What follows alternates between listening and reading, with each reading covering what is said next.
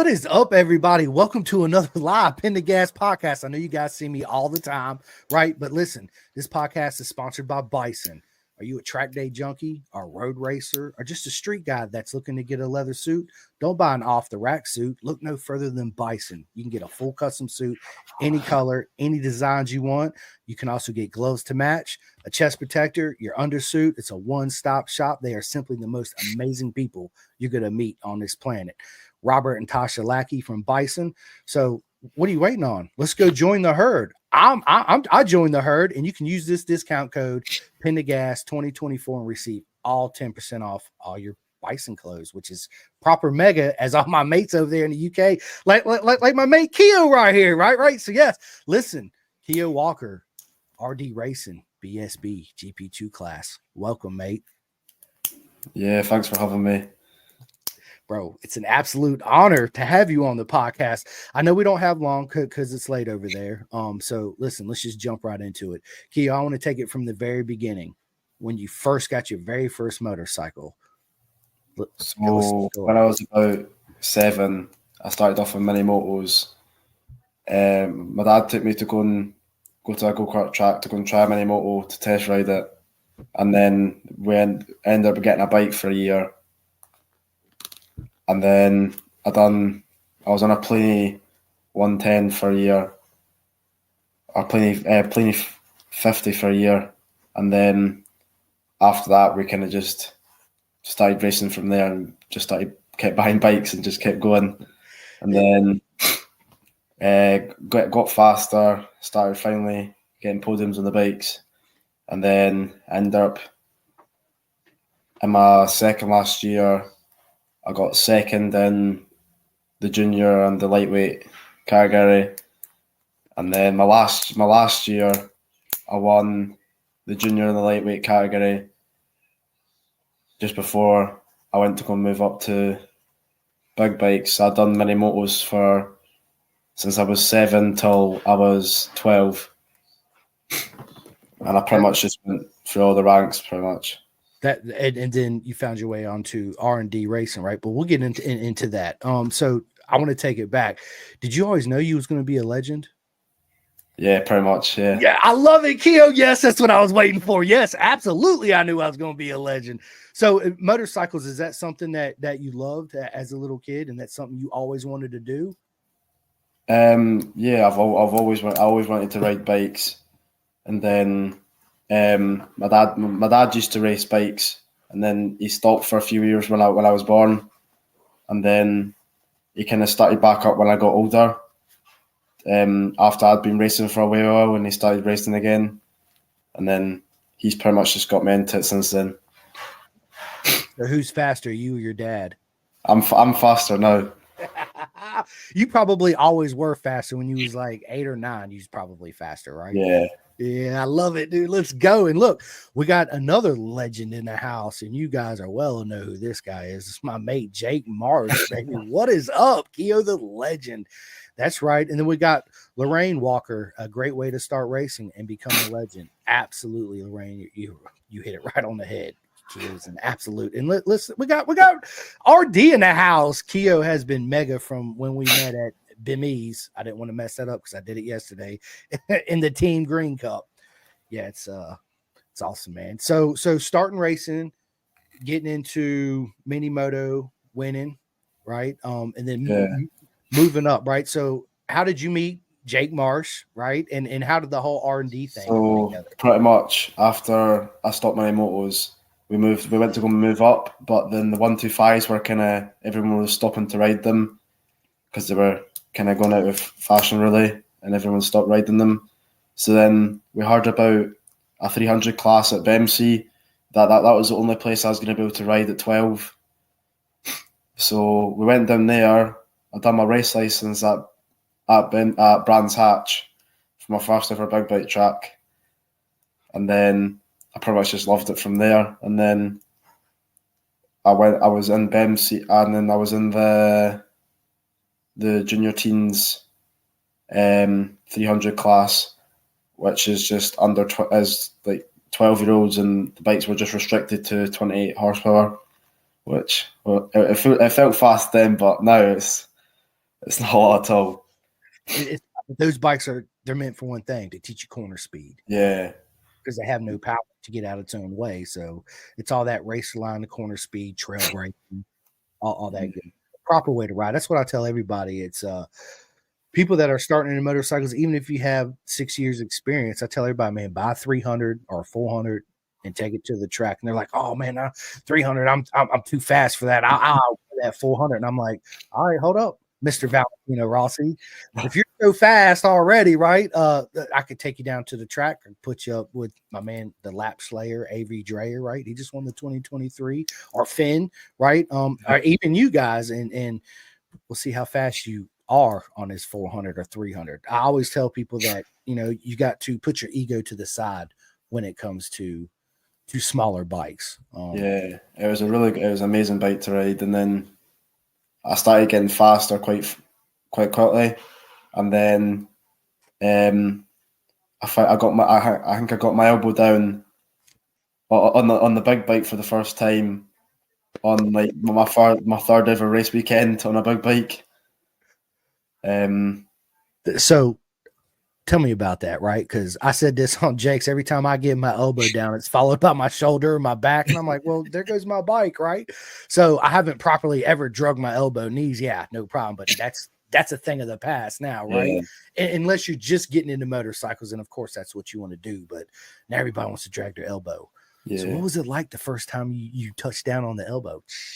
So me and my friends Lennon, and I've done many motors with him, and we used to just muck about trying to get our elbow down in the mini motors all the time. Like when we got faster, obviously we would just muck about. And then I think I was at Donington, and then I was racing against people on faster bikes because I was restricted. So then it kind of forced me to keep go much faster through the corners. And then one of the times I didn't actually realise how much it was hanging off, and my elbow kind of just dropped and it touched the floor. And I was kind of actually really surprised that it actually got my elbow down. And then I came in and told my dad, and he didn't believe me. He was thinking I was just scraping it on a wall, running about the paddock scraping it on a wall. And then some guy came over and said to my dad, "I've got a video of your lad getting his elbow down." And then he finally believed me. And then a few weeks later, there was a photo that came in with my orange bib on of me getting my elbow down. And you still have that photo, right? Yeah. Framed on your wall? I think I have it framed somewhere. Yeah, I love it, man. So is it, when you drag your knees, you always hear that Yeah. Same thing with your elbow? Yeah, pretty much. Yeah, it's just exactly the same. Proper mega. I couldn't imagine what it feels like, man. See, one day I will, right? Hopefully I'm it feels amazing when you get your elbow down. I bet, dude. Yeah. I love it. So you meet Jake. You're a proper fast kid coming up, right? Through the ranks quite quickly. Yeah. And then so how did this whole RD thing come together? I didn't actually meet Jake so Jake went to BMC as well, but I didn't really talk to them because I didn't know Jake then. I only really started to speak to Jake when I at the end of BMC and when I moved up to British. So I was in BMC for 3 years. 2 or 3 years, yeah. I think it was maybe 2 years. So I was on the 300, and then after that I moved up to a 400. And then I was just pretty much trying to get faster and just work my way up. And then Jake and that obviously were doing it, and then Jake was on a 400 for a bit, and then obviously he moved up to a 600. And we kind of thought, we seen quite a few people moved into British on the 400, so we kind of thought we might as well give it a try.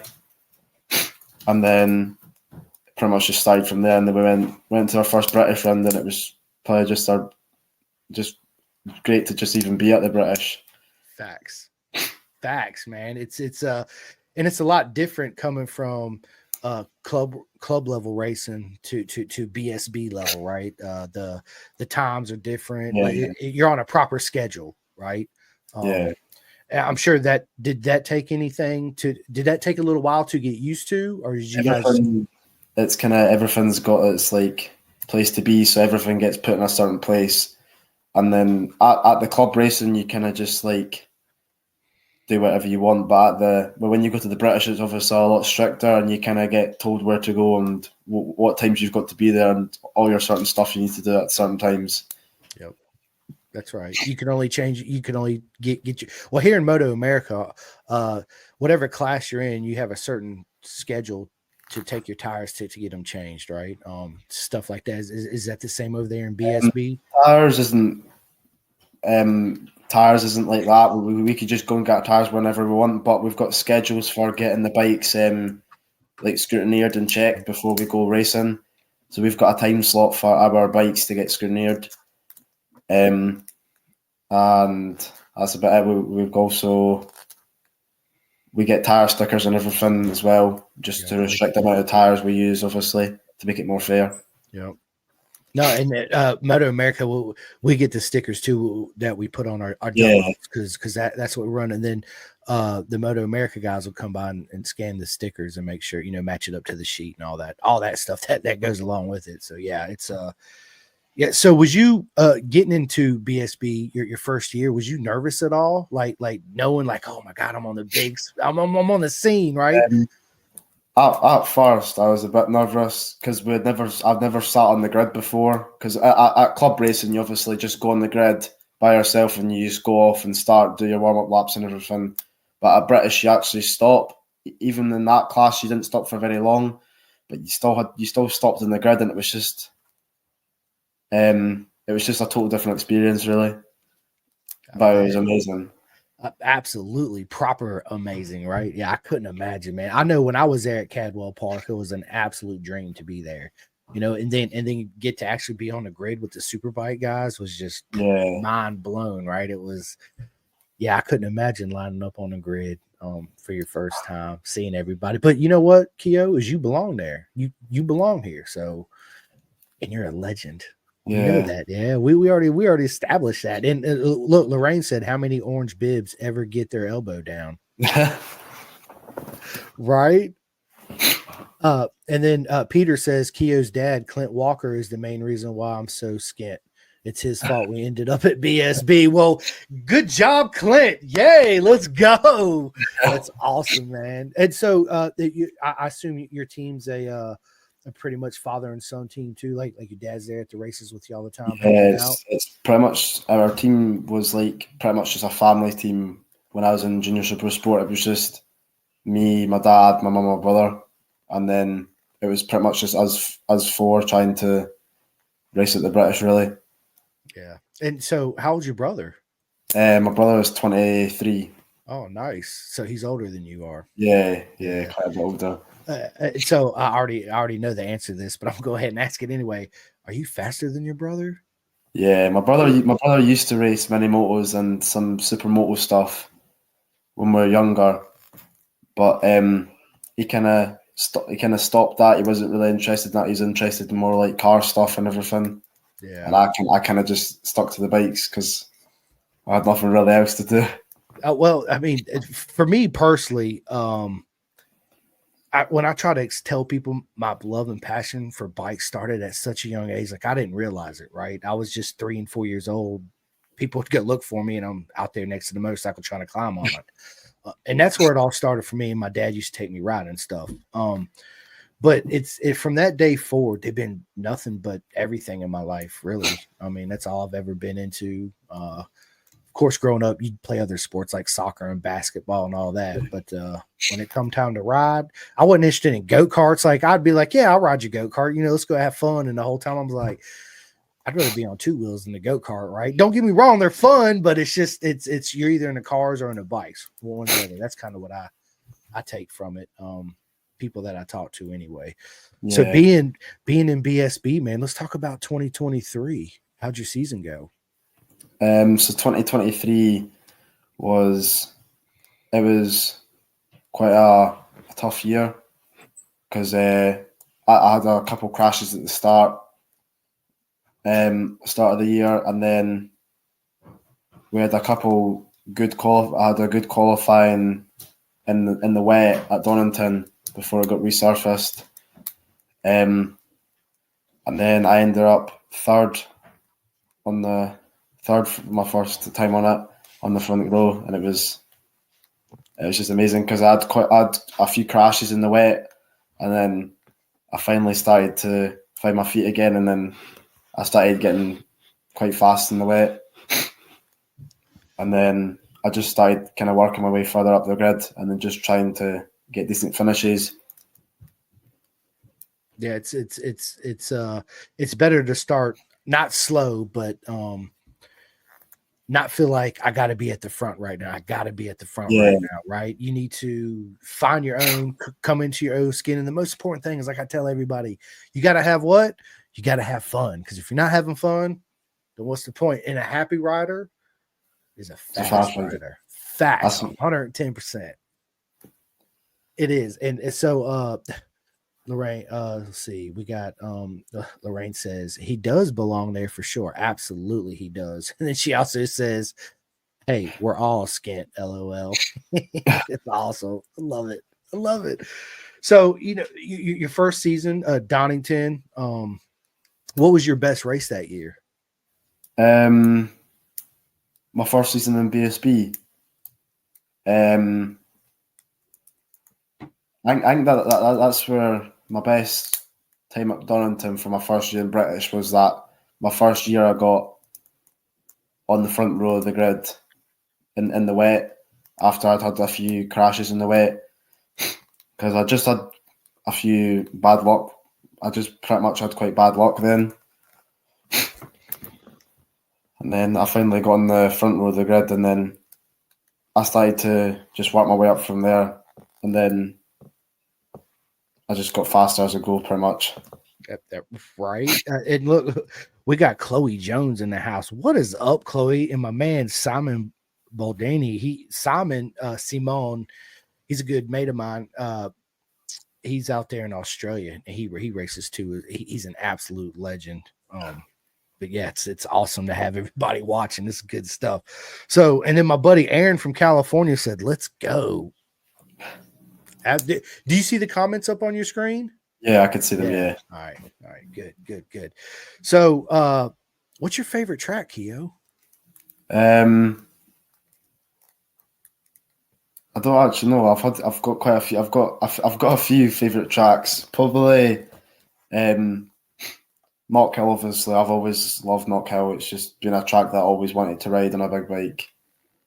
And probably Donington. I've always liked Donington, and I've always done quite well at Donington.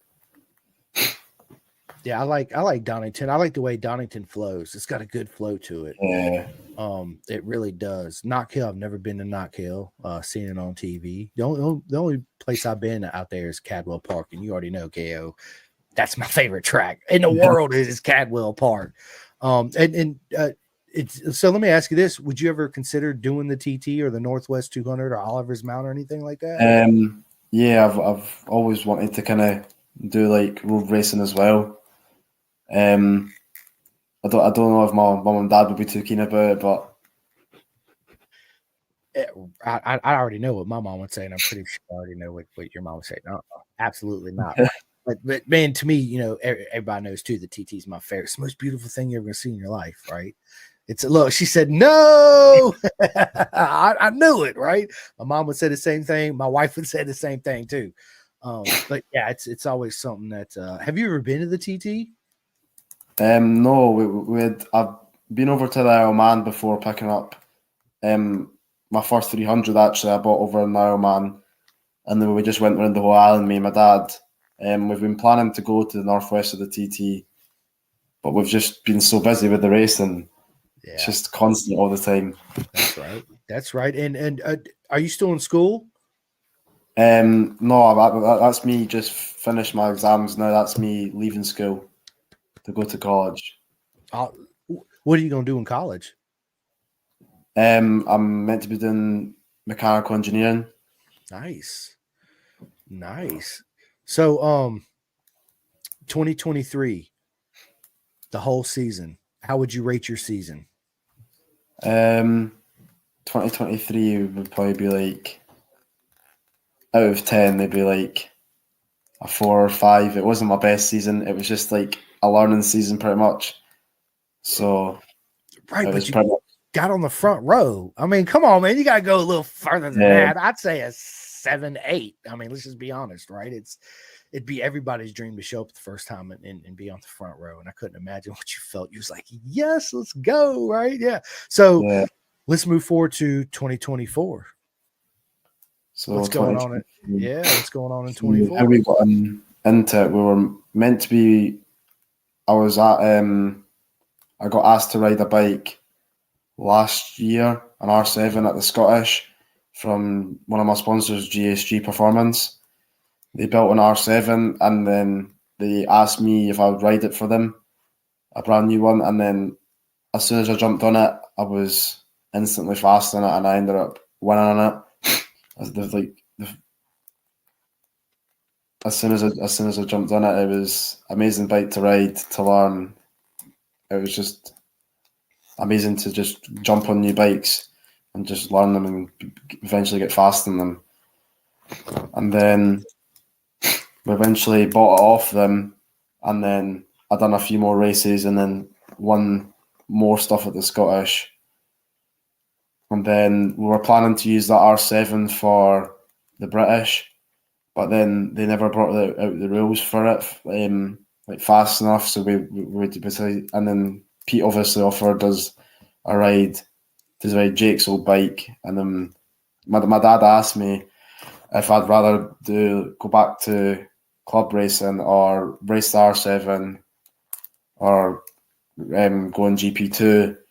So I just decided to go on GP2. I just wanted to get on a bigger bike because I was. Uh-oh. His internet cut out. Wait. All right. I lost you there for a second. Yeah, it's fine. The connection's back. Yeah. So what was you saying now? The GP2? Yeah, so I got into the GP2, and then Jake offered me to ride for his team pretty much. Pete offered my dad, and then we agreed to it. And then we ended up joining the team. And then it pretty much just started from there. And then instead we would normally go to Spain to go and test on 600s, like what I'd done the year before that. But this went on like the start of this year. We've seen a couple superbike riders. There's a superbike rider, Lewis Rollo, that we speak to, and he says to us about just riding here instead, because it would save you so much more money on tyres and everything, having to just chuck tyres out in Spain. So we decided to ride here at the tracks that I'll be riding at, doing track days, and then so me and Jake decided to go and do that. So we had done 4 different track days. We were at Cadwell, Mallory, I think we done Alton Park, and I think that was maybe it. I don't remember if there was another one. Nice. And I love the colors of your new bike. That yellow and the red, man, it's absolutely amazing. The whole RD, the whole colors, I love it. It's absolutely awesome. Looks good. And then Peter says, Simcoe, the Walker family are amazing. They take the lad and dad racing to another level. A family of 4 of the nicest people you will meet. Keo has the most amazing support from Clint, Debs, and Ty. Honest, what a mega family. Absolutely. I agree, Peter. And I haven't had the honor to meet. Was you at Cadwell Park last August when I was there? No, I don't think so. Was that when the British was there? Mm-hmm. No, well, last year the 400s they didn't do Cadwell. That's one of the only tracks they didn't do. So this year's going to be my first time racing at Cadwell in 2 years. Love it, man. So I ask everybody that's raced there, bro. The mountain jump. Tell me about it. How awesome is it? Oh, it's amazing. I've never had like a full proper chance to go off it fully, because when we were there testing, it was pouring with rain when me and Jake were there. But it was still amazing to get back at Cadwell. It is. Cadwell's absolutely a mega. And then my buddy took me by Brands Hatch, so I seen the track. I've never seen racing there, but so when I come out there next year, I want to do 2 rounds. Of course, either the round before Cadwell or the round after, whichever's closer together. Yeah, so I'll get a chance to finally meet you and Jake and Peter and everybody. Yeah. It's going to be a proper mega time. I hope you guys are ready for me. I don't know if you guys are, because I'm wide open, right? Yes, let's go. Yeah, baby, it's going to be awesome. So you ended up on R&D with Jake and the GP2 class. Was it a big jump? Obviously, coming from a 400 to the 675, but did you find it difficult at all to make the transition? It wasn't as big a jump because I'd been out testing in Spain on a 600 the year before at Cartagena, and then I jumped in that R7, which had quite a lot of power in it. But it definitely was a learning curve to just jump on a bike like that. But it was amazing. It was just amazing to get on a faster bike and actually get to ride it for the year, for like the next 2 years. Yeah, something you get to know it inside out, right? It's good. That's good, man. And the 675 is a beautiful motorcycle. The engine's sweet. My buddy had the 675.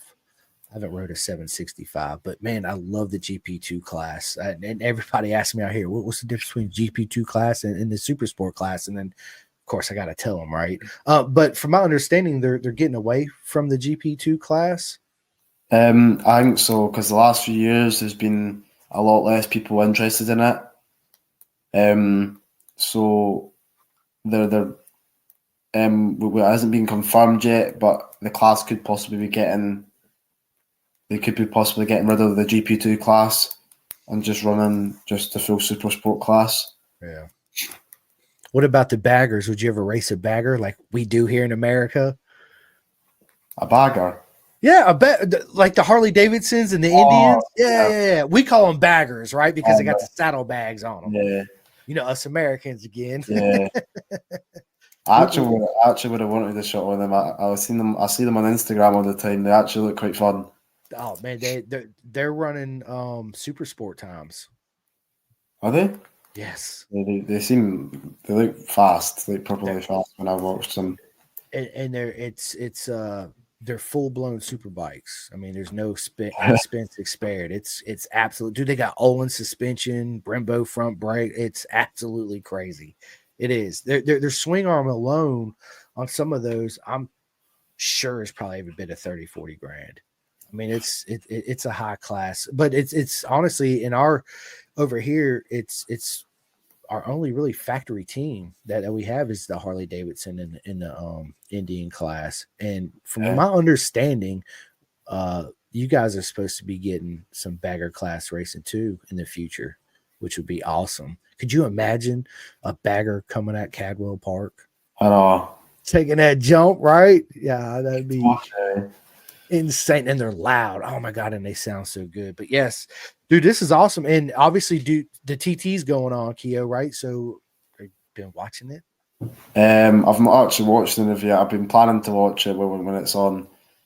I watched a bit of the Northwest stuff, and then I'm definitely going to watch some of the TT anyway. Oh yeah, for sure. I was listening to the TT at work today. In the Northwest, we just had my man Davey Todd got taken out on the first lap. Yes.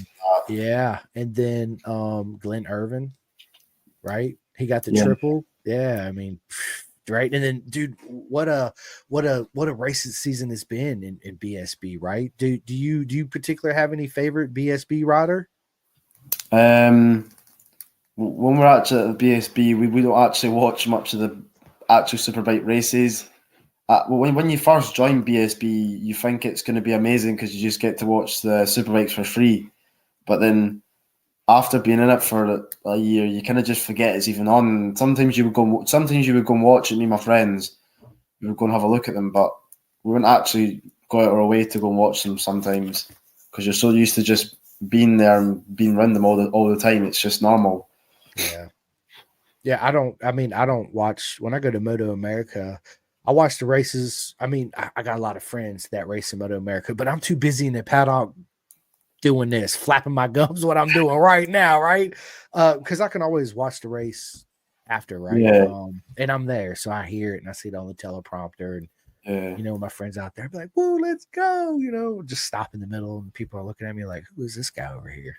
Who's this crazy guy?" If I was to choose anyone, I would choose Glenn Irwin. Glenn's a beast. Glenn, man, Yeah. I don't have a favorite. All you guys are my favorite. All my friends that no, seriously, all my friends that race, you guys are my favorites. Now, when Valentino Rossi was racing, yeah, he was absolutely my hands down the GOAT, the greatest of all time. But after he retired, man, I found myself in a different position, right? I didn't really have a favorite. And then as I started doing the podcast and becoming friends with people that race, Yeah. you guys are absolutely, because I'd rather give you the 50 pounds for a shirt or your club than buy Mark Marquez or whatever, right? Yeah. What about the TT? I got to ask you this. Who's your favorite racer at the TT? Probably Michael Dunlop. Mickey D. Do you think he can get those two races to beat his uncle this year? Yeah, I think he will. I think he will too. I know he's battling a wrist injury. So hopefully that won't hold him back. I don't. And then Peter Hickman too, right? You can't forget about Peter. Hickey's a beast, man. Absolutely a beast. Man, this is awesome. Keo, dude. So how excited are you about the 2024 season, man? Oh, it's absolutely amazing. I love it every time I ride the bike. And for the Americans out here, I know when the next race is, but tell everybody what the next round is. The next round's my home track at Knockhill in 3 weeks. I love it. And for you guys, I always say it, Bennett'sBritishSuperbikes.com. You can watch it for free. If you can't watch the live video, they have something down there at the bottom. It's called TSL Timing. You click on that, listen to the commentary, and it's a live commentary through all the classes, which I love, right? Because I just throw my earbuds in and listen to it and screaming. They're like, "What do you keep screaming for?" I was like, "Dude, my mate right here, check it out." And they're like, "We don't give a shit." Right? And I'm like, "Well, I do. Let's go." Yeah, it's awesome, man. Good stuff. So let me ask you this. Would you ever thought about coming to America and races the Moto America? I've always wanted to come to America and race over there anyway. The tracks just look amazing, some of them. Dude, we do. We have really good tracks. They're actually a lot like your guys' tracks out there, except for Cadwell Park, right? Because that's the only oddball track, I'll say, out of the UK. It's best track in the world. I say it all the time, but yes. So listen, for everybody that's listening, Bemise, tell everybody what Bemise is. Denise. Sorry, I'm trying to the word. I'm trying to. I can't pronounce words very good sometimes, Keo. I can't, man. I try. That's like sometimes when people come on here, I was Bemise. That's it. Thanks, Peter. It's difficult. Oh, Bemsey. Yeah, Bimsey. That's it. Yes, Bimsey. Sorry. So, is Bimsey's a racetrack, an organization? It's pretty much just a club that goes through different tracks and then just has different championships. It's just like normal club racing. That's one of the main clubs that we started racing down south with. That and No Limits, but Bemsey was probably the main one. No Limits. So let me ask you, how do you train? What kind of training do you do to prepare yourself for the race weekend coming up? I'm sure you train all year long, or yeah, I pretty much just do a bit of everything. I'm sponsored by a local gym, so I would go to Arena Gym and I would go out running and on the push bike and everything, go out cycling in the woods, and pretty much just a bit of everything. and riding wheelies on XR100s. Yeah, it's good stuff. I have an XR1. I CRF 100, same thing as the XR100, same bike. Dude, this is awesome, man. Listen, I don't want to keep you long. We're almost 40 minutes in this. I told you it would fly by. So listen, guys, we have so much more to talk about. It is almost 11 o'clock his time. But before we get off here, I do have a couple more questions that I want to ask you, personal questions. So you guys stay tuned for part 2 of Keo because it'll be pretty soon. But yeah, let me ask you, Keo, what is your favorite music? Probably techno or D&B. What is D&B? Drum and bass. Okay, drum and bass. Okay. Yeah. So you like all that boom, boom, boom, Yeah. boom, yeah. So do you have like a big speakers with all that bass? Doom, doom, doom, doom. Yeah, pretty much. We've got DJ decks and everything at home. Awesome, man. So let me ask you this, Keo. What is your worst habit? Probably. I actually know. Not listening to stuff that mum and dad tell me normally to do around the house. I just always forget and just don't end up doing it. You sound just like my son. Just like my son. Yeah, that's awesome. That's good. So let me ask you this. Biting his nails. I mean, yeah. Well, when I get nervous, I do that too as well. Tell us something we don't know about you. Besides you're a legend. We know that, right? But tell us something else we don't know about you. I don't actually really know.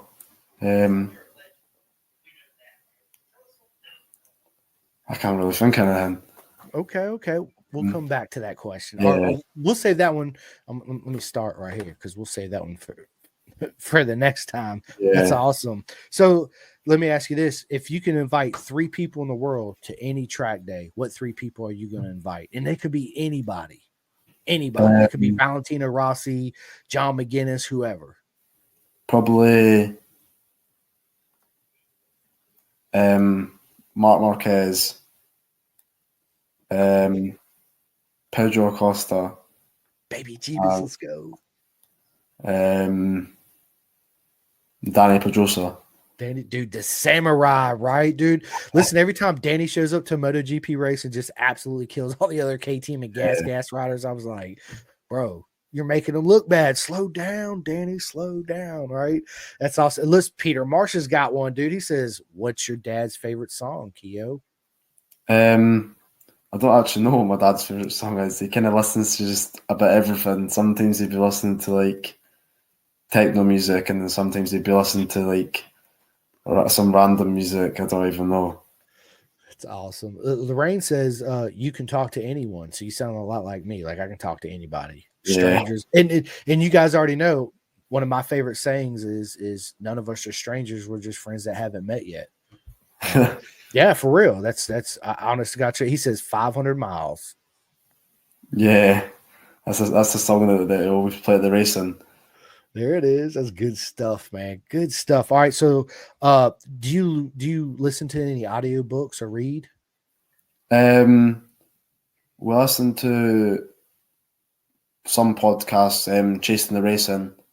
We all love Chasing the Racing. Yeah, right? That's probably the only one I really listen to. Nice. Yeah, just that. I normally listen to pretty much almost all of them. They're just amazing to listen to. Yeah, they are. I listen to Chasing the Racing. Of course, my mate Dave Neal from Off Track Podcast. You guys see the shirt right here. Dude. I can't point my thumb. There it is. Boop, boop, boop. Yeah, so I listen to his Moto PG. My mates out there in Australia, they got a good one. But other than that, I don't the race MotoGP sometimes. I don't listen to a lot of them, but Chasing the Racing's absolutely him and Off Track. My mate Dave Neal is absolutely my 2 favorite, besides my own. Right, is absolutely my favorite podcast to listen to for sure. So as far as books go, Keo, I'm actually listening to man, I talk about time and I forget the name of it. It's by Stuart Baker. It is called The Ragged Edge. Yep, it's all about the TT. Listen, it's a highly recommended book. You guys need to check it out. And I always listen to it in audio format because if I read a book, I end up falling asleep. But I do, yes, John Hopkins, dude, is the best audiobook. I tell everybody that, dude. I highly recommend John Hopkins called Leather Keo. You need to get it. You need to put the earbuds in or your headset on and listen to it. He holds nothing back. I mean, he's talking about smoking weed and riding a MotoGP bike right after he does it, right? Like who does that, dude? And that's what I love about John Hott. He talks about his addiction to alcohol, the whole nine, right? Because there's a lot of stuff that comes with, I guess, high celebrity, but he tells the whole story, and it's such a great story. And John Hopkins is an absolute legend, man. The Hopper, right? But you guys know who Andy Ibbott is, right? So Andy, my mate, I had him on. He sent me this book, so I'm reading this book right here. So you guys should go purchase it from Andy and help him out. Yeah, proper book right there. But other than that, yeah, it's road racing books for me, man. John McGinnis, Michael Rudder, all that good stuff. Ian Hutchison. I mean, I got all of Guy Martin's books. He's somebody I always wanted to meet. It was Guy Martin, and one day I'll meet him. One day I will meet Guy Martin. Let me ask you this: your favorite comedian? Probably Kevin Bridges. Yeah, he's funny. He's absolutely funny. Let me ask you this: celebrity crush? I think when I was younger, I used to have a crush on Megan Fox when I was younger. I mean, she's still hot, right? I mean, let's just be honest. She's still hot, right? And Clint, dude, yes, Clint, absolutely. Clint says amazing to be part of the R&D racing family this year. Yeah, it's I can't say nothing. R&D and Peter and all them are simply the best people you ever meet. Proper mega people, and what they do for the sport, and such as yourself having up and coming legends like you is amazing. To me, you guys know, if you ever listen to it, Keo, if you go back and listen to my podcast from the very first time I had Jake Marsh on, I'm Jake Marsh, RD Racing, Club 45, which I'll come to. Do you have a club? Yeah, I've got a Club 81. Club 81. So listen, guys, what are you doing? Get off of this right now and go join Club 81. Absolutely. But I'll give you a chance here in a minute to give all your shouts out and tell everybody how they can find you. Let me ask you this. What advice would you give your younger self? Probably just don't argue with my dad at racing. Just listen to what he's trying to tell you. How to ride faster.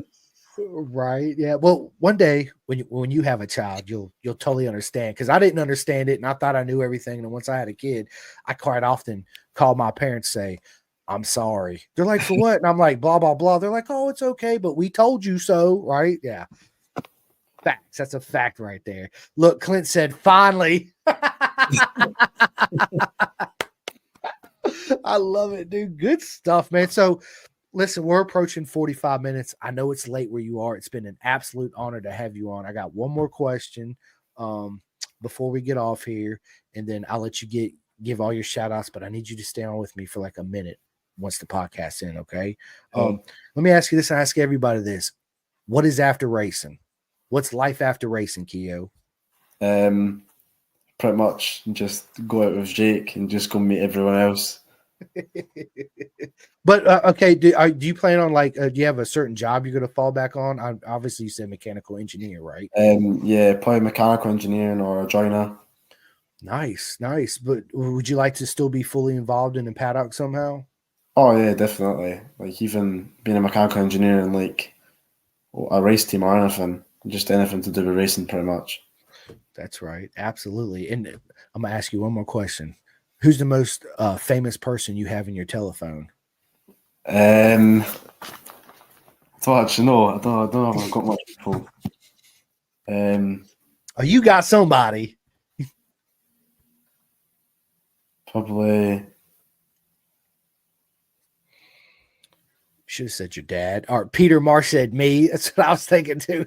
Probably my dad, because I don't even have Pete on my phone. That's awesome, man. I love it. Well, listen, Keo, it's been an absolute honor to have you on this podcast.